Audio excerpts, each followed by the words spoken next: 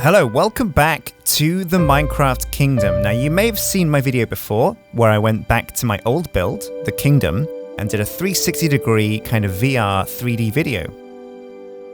And this is a really cool kind of technology that I've really enjoyed testing out. And so as you can probably see already, if you turn left and turn right, you can kind of move around and see the entire Minecraft world that I've built. And I wanted to come back to Erebor, which was one of my favorite builds, one that was embraced by you guys a lot. It's an old school Minecraft build set in vanilla.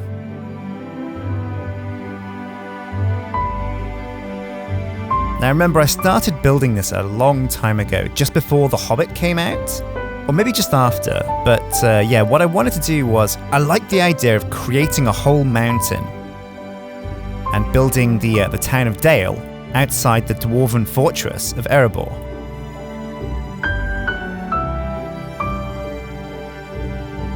I've gone back to the old texture pack that I used when I created this the first time, which is LB Photorealism. It's not one that I'd use these days, but at the time, which is like, oh man, about 5 years ago, it was a pretty good texture pack for the shaders I was using. So the first place we go in this minecart journey is into the fortress itself. Oh man, yeah, you can see I've used glowstone on the pillars there, left and right, to kind of illuminate the chambers. But I wanted the bulk of the lighting in this fortress to come from lava, because the whole fortress of Erebor very much has a feel of like molten steel. But since you can't get like glowing molten steel in Minecraft, I figured lava was a close second.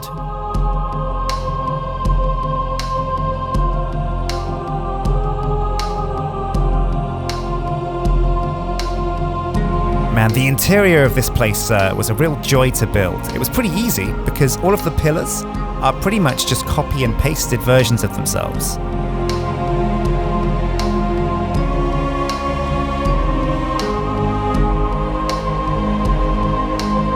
Oh man, it's like a trip through Nostalgia's city coming back here.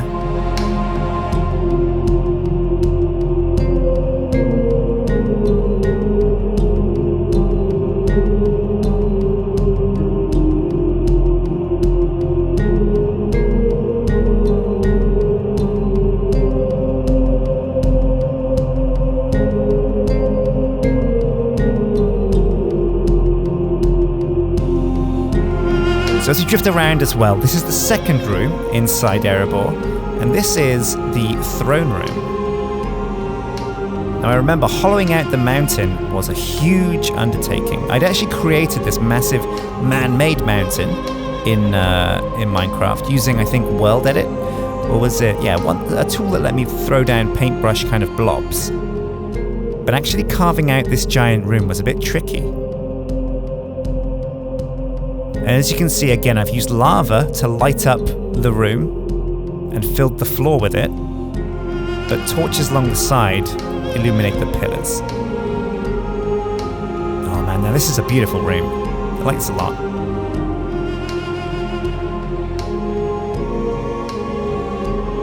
One of the things that building the Fortress of Erebor let me do, actually, was properly get into the interiors of a building.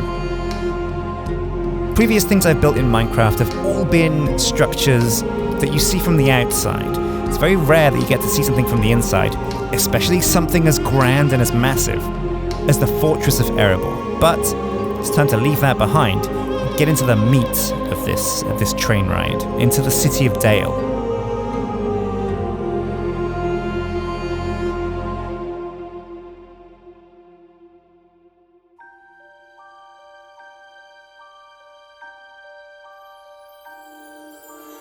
Even the gates of Erebor, as you look behind us now, oh man, look at that sunrise over the mountain behind us. It's pretty cool. The gates of Erebor themselves, that was a whole build episode, I think. It took a long time to actually get something that I thought looked right. And even then, I would say the scale is slightly different for the fortress doors compared to things like the movies, which portrayed a very different Erebor. So the minecart's coming up through, I think, one of the incidental areas. I just plonked some houses down. Most of Dale is just filled with random residences. I tried to put in districts, and on the right you can see down there, set beneath the other houses, is like the market district that we've just gone past.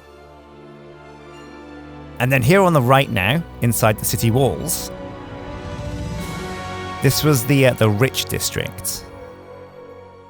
I remember one of the ways I like to map out the town and work out where I was going with it was to just create an overhead screenshot of the walls I'd built for Dale, and then paint down some shapes to get a rough idea about how I'd plan out the districts. And I really had a lot of fun with these mansions in the rich district because every one of them could be different. Every one had a different style, and they were all very lavish properties. Which is in stark contradiction to when you come down the stairs over here, past these hedges. And you can see that we're very much in the kind of like slummy, well, not really slums, but the cheaper housing, the smaller kind of one beds. And if you peek your eyes through the windows as well, you can see there's not much furniture inside because, again, interiors, not something I really bothered with back in the day. You can see there on the left, one of the guard towers. So the walls of Erebor are pretty much the same pattern, but every now and then I wanted to put a guard tower along the walls just to remind people that this is a very hostile world. I mean, there's dragons. And this is the world where Sauron kind of marched his armies, so, you know, it's not a safe place.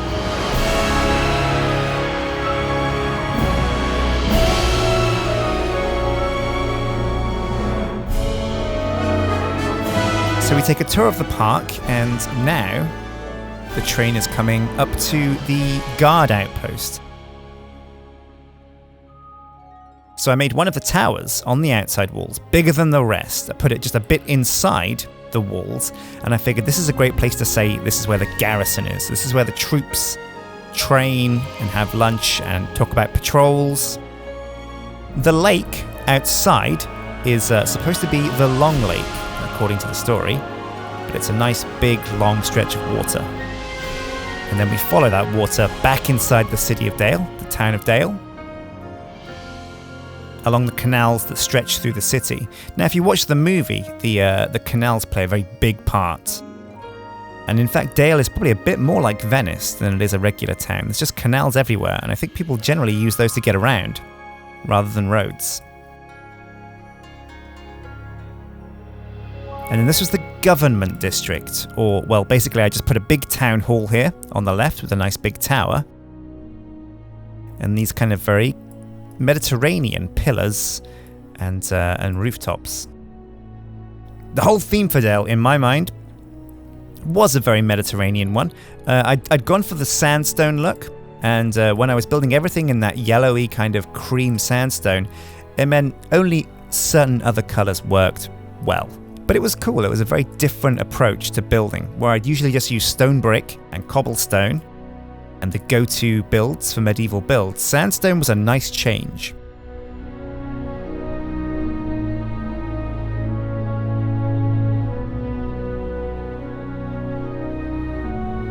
And you can see here, I think I called this the Wizard's Tower. I just wanted to go crazy with this build that we just gone past, up there on the left. I wanted to just throw out all concepts of architecture that works, and just cobble together some monstrosity of a building. And whether it worked or not, I'll leave up to you. But I had fun building it. And again, we walk through, or rather drive through, I guess we're riding the minecart through the market district. Again, this is an area I might have liked to have fleshed out, because some of it's very bare. But it has the makings of some tents, and you can just imagine those stalls being set up with fruit and vegetables. And now we come through this dark tunnel on our way to the trade district. It's very dark under here. It's very hard to see what's going on. But these are the blacksmith and the kind of shop areas of Dale. But oh man, as you look back, you can pause it, take a nice breather, a nice look, and oh man, what a build. I had a lot of fun creating Dale, and I hope you guys enjoyed watching me make it. If you do want to see more of videos like this, do make sure you give it a like and a thumbs up. But also, very exciting, I'll tell you this now, we're probably going to be coming back and doing a minecart ride, a 361, like this, through the world of Shadow of Israfel. I asked Lewis if he's on board, and he definitely wants to take a ride with me through that world, and just explain some little knowledge and tidbits that if you're a fan of SOI, you might find appealing. Until next time, guys, take care.